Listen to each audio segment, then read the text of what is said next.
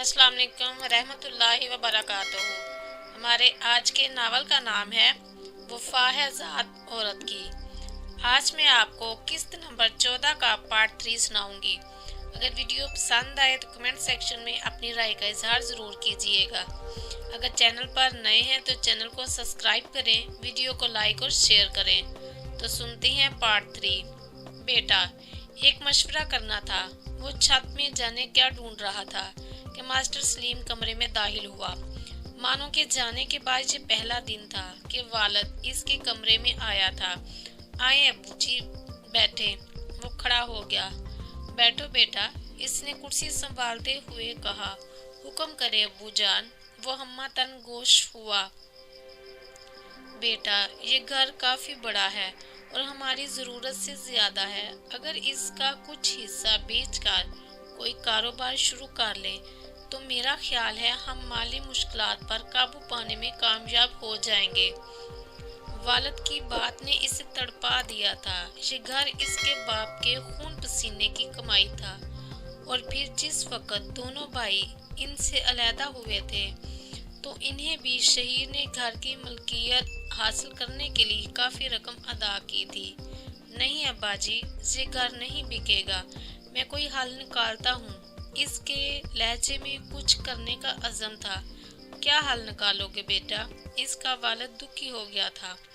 अब्बा जी, घर में कुछ फर्नीचर पड़ा है फालतू, जैसे ये डबल बेड हो गया, कुछ बुक्स के शेल्फ हैं, 2-3 अलमारियां और फिर मेरी किताबें भी हैं। ये सब बेचकर एक सेकंड हैंड टैक्सी आ ही जाएगी।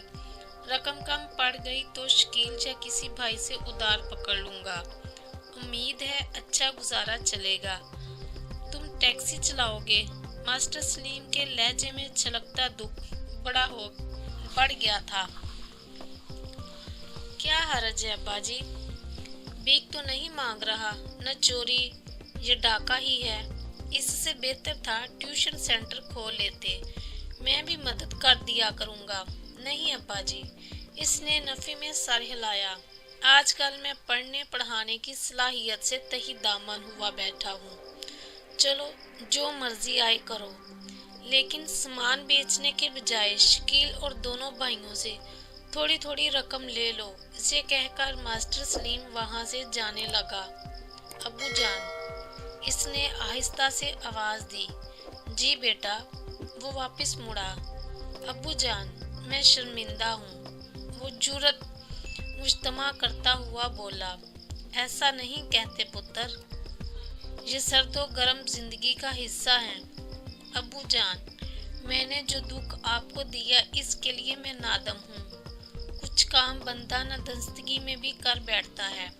इरादा कुछ होता है और नताइज बिल्कुल बरअक्स। बाकी तुम्हारी फर्मा बरदारी में हमें कुछ शक होता तो हमारे 2 बेटे और भी हैं और यकीनन इनके घर के दरवाजे भी हमारे लिए खुले होंगे। आप मुझसे बाज पुरस कर सकते थे। मानो बेटी ने इस दिन मुझे सब बता दिया था जब वो सुबह के वक्त यहाँ पहुंची थी, और फिर तुम्हारी मुजरमाना खामोशी ने इसके कहे पर मोहरे तस्दीक सबत कर दी थी। फिर भी आप असल बात तो खरीद सकते थे ना? वो शिकवा कना हुआ। नहीं, मानो बेटी ने हमें कसम दी थी कि ना तो तुमसे इस्तफसार करें, ना मोतरज हों और ना तुम्हें मजबूर ही करें कि इसे मना लाऊं। और इसकी कसम इतनी अहम थी कि आपने मुझे सफाई का मौका ही ना दिया और गलत गर्दान लिया। नहीं, इसकी कसम से ज्यादा तुम्हारा रवैया इसका सबब बना। तुमने इसके बारे बिल्कुल चुप साध ली थी। अगर तुम सच्चे होते तो जरूर वावेला करते, यानी मेरा शोर शराबा ही मेरे सच का गवाह हो सकता था, खामोशी नहीं। शहीर कच बैसी पर उतर आया। नहीं बरखुरदार, सच किसी न किसी तरह नजर आ ही जाता है। इसे ना तो शोर शराबे से छुपाया जा सकता है और ना खामोशी ही से इस पर पर्दा डाला जा सकता है। ये तो बस इंसान की हरकतों, सकनात, रवैये, कफियात से जाहिर होता है।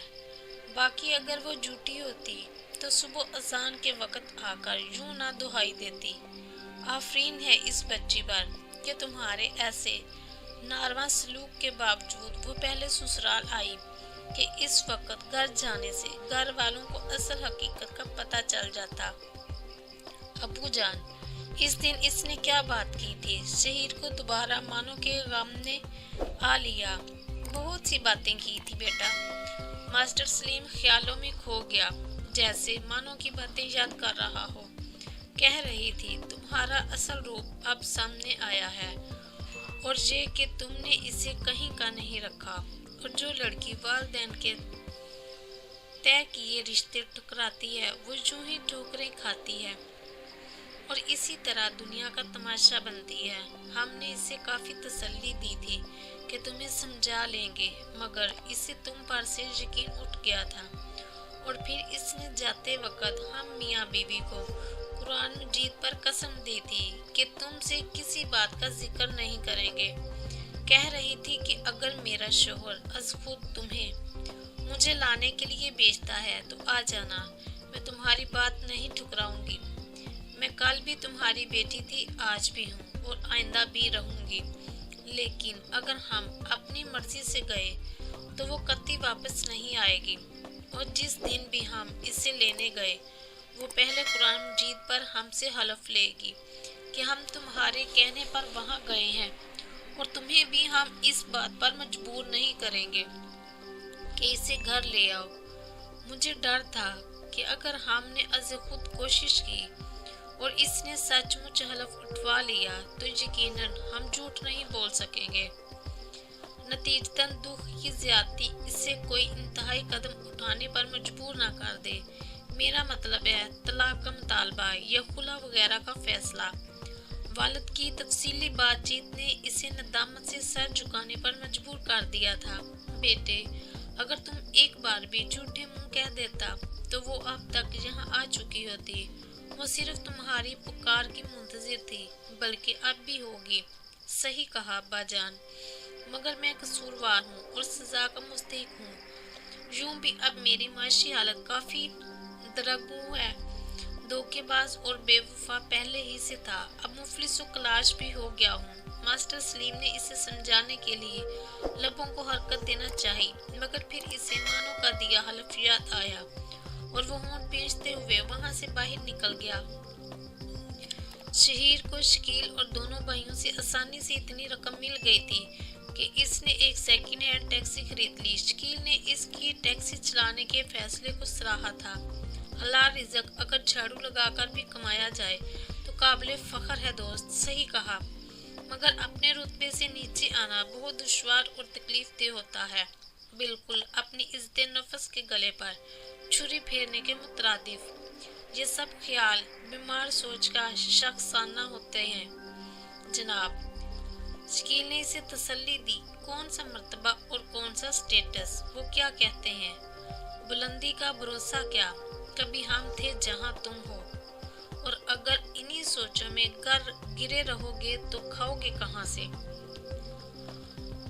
یہ پاپی پیٹ تو مرتبے اور کلاس کو نہیں پہچانتا۔ شکیل کی بات حقیقت کے مطابق تھی۔ شہیر وہاں سے اٹھ آیا۔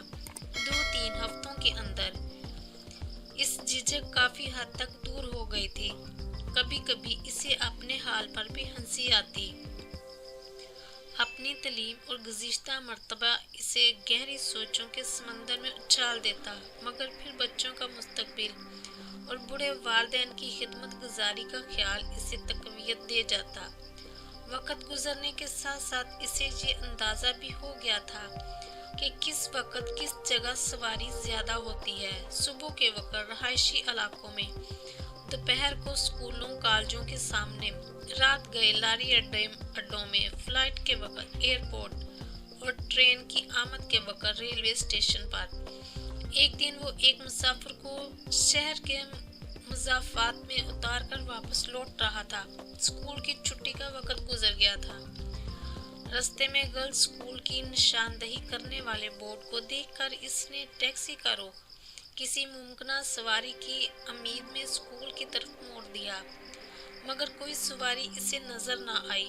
इक्का दुक्का कम उम्र बच्चियां इसे पैदल ही अपने घरों को जाती दिखाई दी। यकीनन इनके घर पैदल मुसाफत पर थे। वो मायूस होकर वहां से जाने ही लगा था कि इसकी उम्मीद बर आई। दो नकाबपोश खवातीन ने स्कूल के गेट से निकलकर दाएं बाएं नजर दौड़ाई और फिर इसे देखकर हाथ लहरा दिया।